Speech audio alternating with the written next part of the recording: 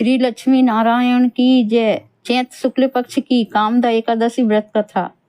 धर्मराज युधिष्ठिर बोले, हे भगवान, मैं आपको कोटि कोटि नमस्कार करता हूँ। अब आप कृपा करके चैत्र शुक्ला एकादशी का महत्व कहिए। इस एकादशी का क्या नाम है और इसके करने से क्या फल मिलता है? श्री कृष्ण भगवान बोले, धर्मराज, एक समय यही प्रश्न राजा दिलीप ने गुरु वशिष्ठ से किया था।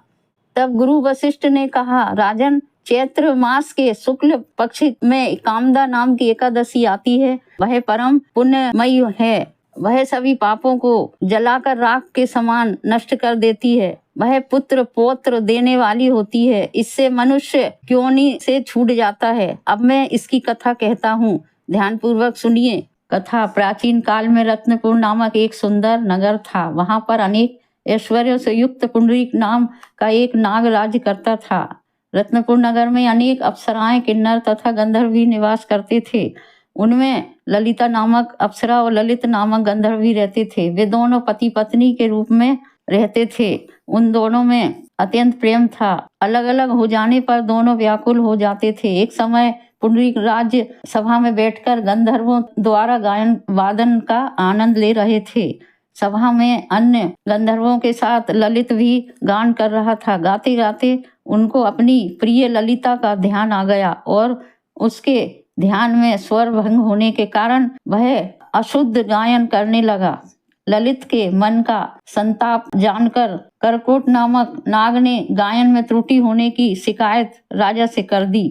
तब पुंडरीक ने क्रोधपूर्वक ललित को श्राप दे दिया, दुर्वदे, तू मेरे सामने गाता हुआ अपनी पत्नी का स्मरण कर रहा है, अतः तू कच्चा मांस खाने वाला और नरभक्षी राक्षस बनकर अपने किए कर्म का फल भोग। पुंडरीक के श्राप से ललित उसी क्षण विकराल राक्षस हो गया और वह अनेक दुख भोगने लगा। जब उसकी प्रियतमा ललिता को यह सब मालूम हुआ तो उसको अपने पति की विकराल आकृति देखकर मन ही मन अत्यंत दुख हुआ और वह अपने पति के उद्धार का मार्ग सोचने लगी।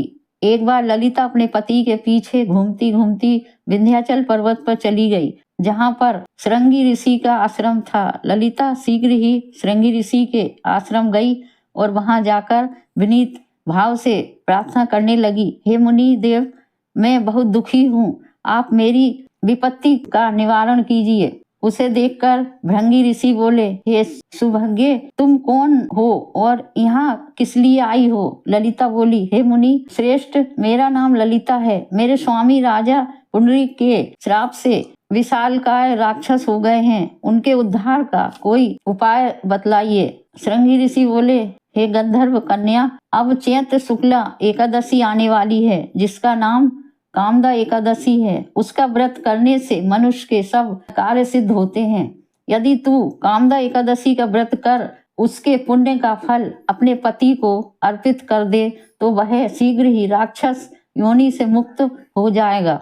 मुनि के ऐसे वचन सुनकर ललिता ने चैत्र शुक्ला एकादशी आने पर विधि पूर्वक उसका व्रत किया और द्वादशी को ब्राह्मणों के समीप अपने व्रत का फल अपने पति को देते हुए भगवान के समक्ष प्रार्थना करने लगी, हे प्रभु, मैंने जो यह व्रत किया है इसका फल मेरे पतिदेव को प्राप्त हो, उसके पुण्य से यह राक्षस योनि से मुक्त हो जाएं। एकादशी का व्रत देते ही उसका पति राक्षस योनि से मुक्त होकर अपने पुराने स्वरूप को प्राप्त हुआ।